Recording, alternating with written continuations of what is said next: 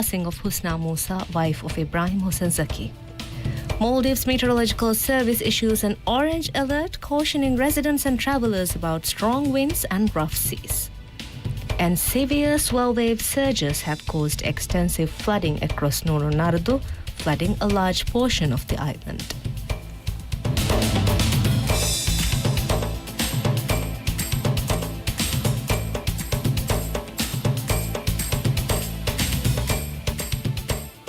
Good evening and welcome to News. I'm Nashra and thank you for joining us today. President Dr. Mohammad Muiz has extended his condolences following the passing of Husna Musa, wife of Ibrahim Hussein Zaki, who holds the prestigious Order of Distinguished Rule of Izzuddin or DRI. Through his official X account, the President offered prayers for Husna's eternal paradise. Husna, who departed at the age of 78, leaves behind a legacy of kindness and gentility that touched many lives. Her funeral prayer service is scheduled to take place at the Islamic Center after today's Friday prayers. Vice President Ustaz Hussein Muhammad Latif expressed his shock and profound sadness at the news, offering prayers for the family's strength during this difficult time. Former President Mohammad Nasheed also paid tribute to Husna's memory, highlighting her valuable contributions to the reform movement and her well-known generosity. He remembered her as a gentle soul whose pleasant disposition and kindness left an indelible mark on those who knew her. The Maldives Meteorological Service Met Office has upgraded its earlier yellow alert to an orange warning for the Maldives, as weather conditions continue to deteriorate, while the morning yellow alert from 6 a.m. to 10 a.m. warned of strong winds up to 45 miles per hour and rough seas from Ra Atoll to Lamu Atoll. The new orange warning extends from Ba Atoll to Tha Atoll and will be in effect from 3 p.m. to 7 p.m. on January 3, 2025. The upgraded warning indicates a significant threat of torrential rain and thunderstorms with possible flooding expected across the affected regions. This intensification of severe weather follows the morning's challenges with high winds and rough seas. The Maldives National Defence Force MNDF Fire and Rescue Service remains actively engaged in flood response, particularly in Mali City, where pumps have been deployed in 3 locations to drain accumulated water and minimize disruptions to daily life. Given the escalated warning level, the National Disaster Management Authority, NDMA, has urged everyone to take necessary precautions to minimize potential damage from deteriorating weather conditions. Severe swell wave surges have caused extensive flooding across Nuno Nardo, causing flooding across a large portion of the island. The island has been battered by unusually strong swell wave surges amid ongoing heavy rainfall across the Maldives. The flooding has brought daily life to a standstill and caused extensive damage throughout the community. The impact has been particularly severe over the past 3 nights, flooding approximately 12 homes. Local sources report the island's condition has drastically deteriorated during this period. Circulating footage shows powerful waves crashing onto the island, with floodwaters reaching knee-level depths in many areas. MNDF, Maldives National Defence Force, Northern Area Command has deployed personnel to assist with emergency operations on the island. The Ministry of Health has instructed Maldives Customs Service to seize all items used in tobacco product production, as such production is prohibited under the Tobacco Control Act. This measure includes the seizure of all items used in the production of tobacco-related products, further tightening restrictions on tobacco use in the country. The move follows amendments made to the Tobacco Control Act on November 2024. These changes introduced a prohibition on importing vapes and materials used in manufacturing tobacco products, such as cigars and cigarettes. A letter issued by the Ministry of Health to Customs Commissioner General Fatma Diana, dated December 24th, detailed these changes. The letter, which has been widely circulated on social media, reaffirmed that Article 10 of the Act bans any form of tobacco product production within the Maldives. In addition to implementing the ban, the Ministry of Health is prioritizing support for tobacco cessation services. A separate letter revealed that the State Trading Organization (STO) is facilitating the distribution of nicotine replacement therapy (NRT) products such as nicotine gum to pharmacies across the islands. To support these efforts, the ministry has urged customs to allow duty-free importation of a shipment of nicotine gum intended for this purpose. While the law broadly prohibits tobacco-related products, items used in cessation or replacement therapies as determined by technical authorities are still permitted. Under the Act, tobacco products are defined as items made from tobacco leaves, stems, or nicotine that can be consumed through smoking, chewing, smelling, or other means. The production of tobacco is further defined under the law to include processes such as drying tobacco using air, sunlight, fire, or other methods. An official from the Health Protection Agency (HPA) clarified that the recent directives aim to ensure the implementation of pre-existing legal provisions. As part of its broader efforts to discourage tobacco use, the government has also raised duties on cigarettes by 50%. We'll be back after a short break.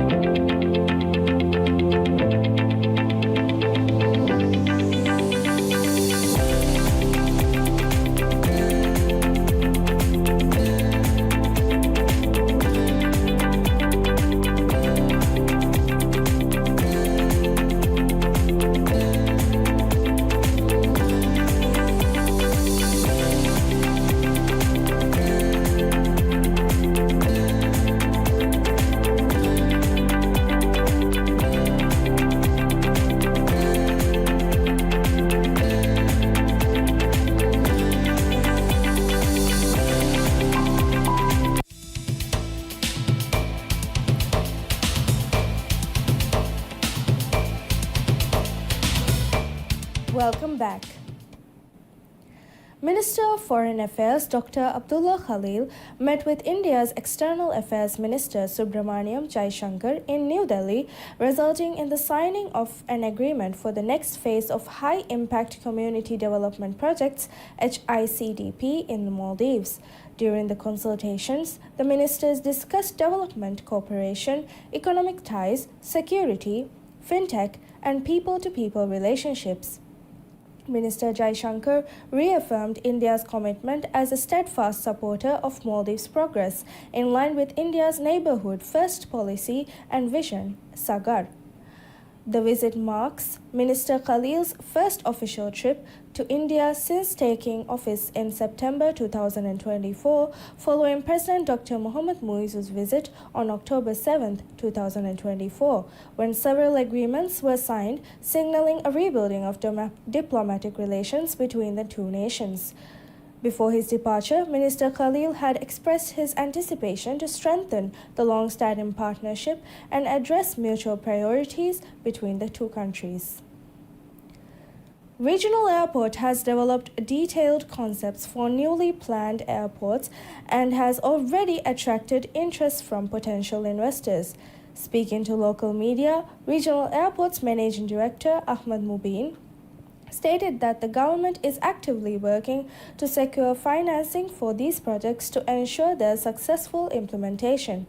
He confirmed that comprehensive plans have been prepared for several proposed airports, including Alif Alif Mativeri Airport, with all necessary documents ready for submission to the Economic Council for review and approval.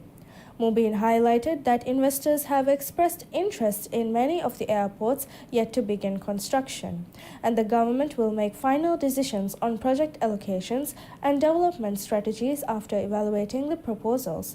In addition, master plans are being developed in collaboration with local councils to integrate business opportunities and promote sustainable economic growth in the islands where these airports will be located.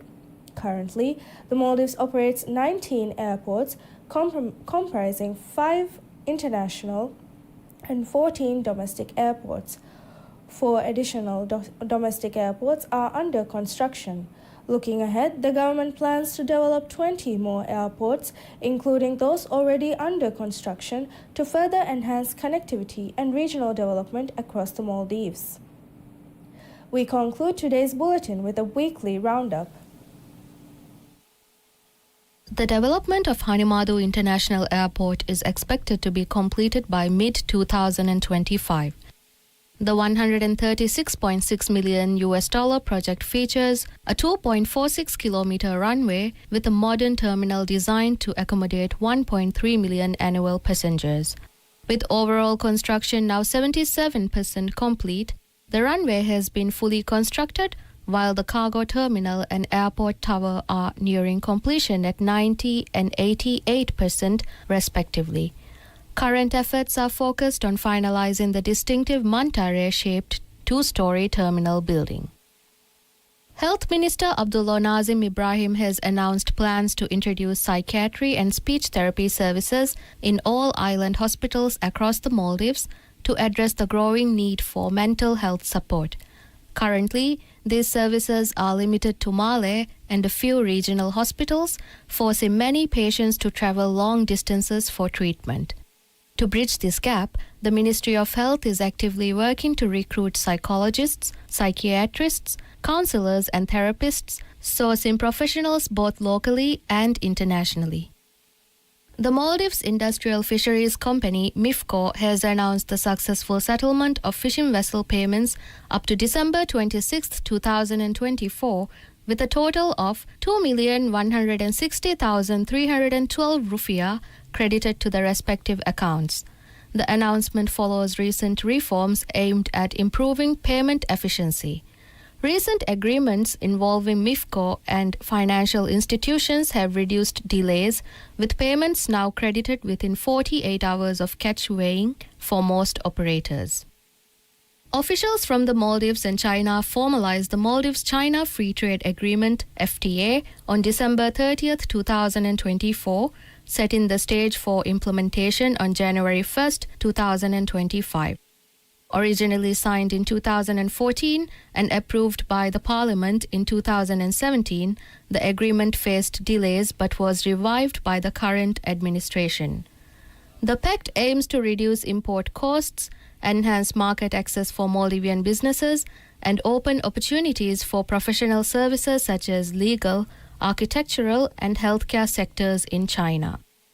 With current trade valued at $700 million, the agreement is expected to boost trade volume to $1 billion. The High Court of the Maldives has dismissed a petition filed by former Deputy Minister Muhammad Raqib, challenging the city status granted to Gaftal Tinadu by former President Ibrahim Muhammad Soleh's administration. High Court Registrar Mariam Hurshida ruled that the case did not fall within the court's jurisdiction, clarifying that it was not a constitutional matter and could not be addressed at this stage. Despite allegations of inflated figures, the current administration maintains that Tinadu's city status was formalized through legal amendments and met all legal requirements. The Ministry of Islamic Affairs officially inaugurated its 2025 activities during a special ceremony, unveiling key initiatives such as the 2025 Action Plan, the Risalat Program 2025, and the Namaduge Mativeri Alukam Program 2025. During the ceremony, Minister of Islamic Affairs, Dr. Muhammad Shahim Ali Said, reflected on the successes of 2024, attributing the ministry's achievements to the unwavering support of the community and stakeholders. Looking ahead, the minister expressed confidence in a promising year, highlighting plans for the construction of long-awaited Waqf buildings and the Zakat House building.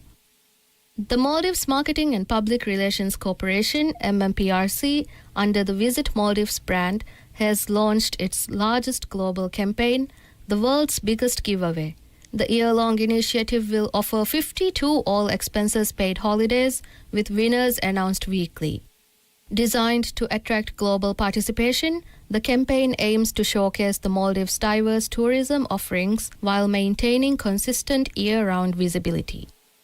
Treetop Hospital has expanded services at its Male City Clinic, introducing family medicine consultations and an enhanced range of physiotherapy treatments with plans to add occupational therapy soon. This initiative aims to improve healthcare accessibility, reduce the need for patients to travel long distances, and provide personalized care tailored to community. The clinic now offers comprehensive treatments, including routine health assessments, chronic disease management, post-operative rehabilitation, pain management, and specialized therapies for stroke recovery and sports injuries. The civil court has ordered former Vice President Ahmad Adib Abdul Ghaffur to pay 1 million rupiah in outstanding fines to the state within 1 month following his conviction in the Maldives Marketing and Public Relations Corporation MMPRC corruption scandal. This ruling enforces a 2024 criminal court judgment which also included a 20-year prison sentence after Adib pleaded guilty to 7 charges, including embezzlement, money laundering, and abuse of power. Despite his conviction, Adib was released from prison on November 13, 2023, through a clemency grant by then-President Ibrahim Mohammed Soleh. The Maldives National Defence Force MNDF Coast Guard celebrated its 45th anniversary on January 1, 2025, marking over 4 decades of dedicated service in safeguarding the nation's waters and airspace. Established in 1980 as a specialized unit of MNDF, the Coast Guard evolved into a key pillar of national security, responsible for defending maritime territory, protecting the exclusive economic zone, and conducting search and rescue operations. A cornerstone of its mission remains raising public awareness about maritime safety and security, ensuring preparedness and reducing accidents at sea. That's all for today. Thank you for joining us. We'll be back with more updates. Until then, stay informed and take care.